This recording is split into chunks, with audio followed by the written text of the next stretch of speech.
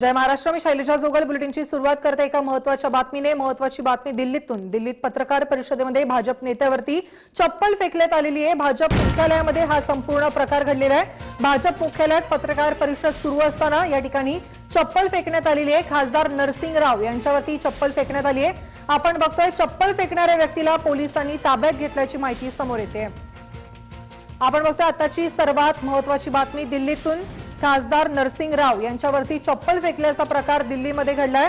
भाजप मुख्यालयातील पत्रकार परिषदेमध्ये हा प्रकार घडला असून चप्पल फेकणाऱ्याला पोलिसांनी सध्या ताब्यात घेतलंय।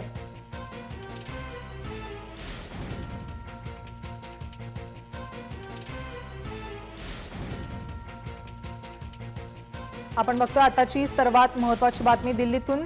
दिल्लीच्या भाजप मुख्यालयामध्ये पत्रकार परिषद सुरू असताना एकाने या ठिकाणी भाजप नेत्यावरती चप्पल फेकलेली आहे। या आरोपीला सध्या पोलिसांनी ताब्यात घेतलं असून चौकशी सुरू आहे। आपण ही घटना बघू शकतो।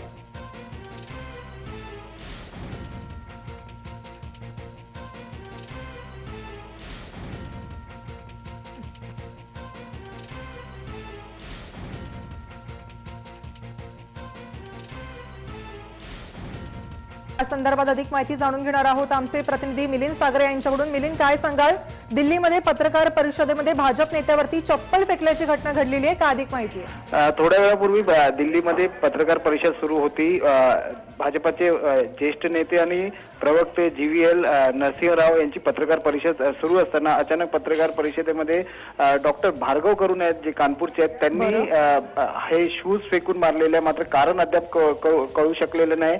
पोलिसांनी त्यांना ताब्यात घेतलेलं विचारपूस करतात आहे। या संदर्भात काय नेमकं झालं, काय घटना झाली ज्याच्यामुळे त्यांनी शूज फेकून मारला। मात्र एक गंभीर बाब समोर आलेली की पत्रकार परिषद सुरू असताना अशा प्रकारे शूज फेकून मारला नक्कीच गंभीर बाब आहे। आणि आपल्याला माहिती आहे अशा अगोदर ही घटना वारंवार घडलेल्या आहेत। लालकृष्ण अडवाणी पासून अरविंद केजरीवाल, राहुल गांधी यांना पण अशा रोषाला सामोरे जावं लागलेलं आहे। नक्कीच धन्यवाद मिलिंद, तुम्ही दिलेल्या सविस्तर माहितीसाठी। आपण बघतोय दिल्लीत पत्रकार परिषदेमध्ये भाजप नेत्यावरती या ठिकाणी चप्पल फेकून मारल्याची घटना घडलेली। यापूर्वी सुद्धा अशा प्रकारच्या घटना घडलेल्या आहेत, मात्र आता भाजप नेत्यावरती या ठिकाणी चप्पल फेकण्यात आलेली आहे आणि त्यानंतर या आरोपीला सध्या पोलिसांनी ताब्यात घेतलंय।